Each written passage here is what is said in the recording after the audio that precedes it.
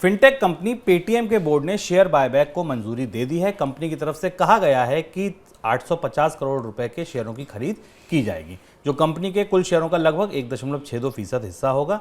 ये खरीद 810 रुपए प्रति शेयर के भाव पर होगी। हालांकि बायबैक की घोषणा के बावजूद बुधवार को पेटीएम के शेयर में कोई बड़ी तेजी नहीं देखी गई, बल्कि उल्टा दबाव दिखा। कंपनी का शेयर 530 रुपए पर कारोबार करता दिखा। सर, पेटीएम बायबैक क्यों कर रही है? पेटीएम को ये लगता, पेटीएम के स्टॉक की जो हालत है जिस पर हम लगातार चर्चा कर रहे हैं, अपने अधिकतम मूल्य से तो नीचे है ही, निवेशकों का बड़ा नुकसान हुआ है।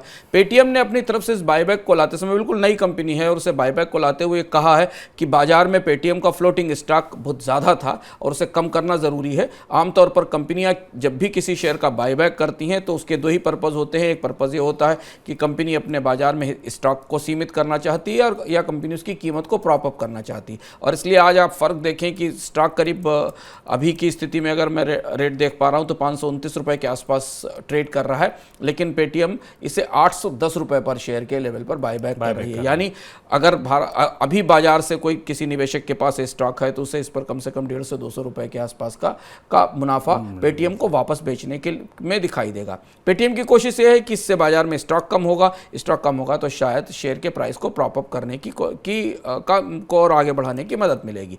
पेटीएम ने यह भी कहा है कि उसकी परफॉर्मेंस अच्छी है, उसका कैश फ्लो आने वाले समय में आने वाला है और इन सारी ज़रूरतों को देखते हुए भी कंपनी को अपना बायबैक करने की ज़रूरत पड़ी है। ठीक ऐसी ही स्थिति एक और स्टार्टअप नायका ने भी अपने बायबैक के जरिए की थी। इससे कंपनियां कहीं ना कहीं ये बात रियलाइज़ कर रही हैं कि एक तो उन्होंने अपने शेयर की प्राइसिंग ठीक नहीं की।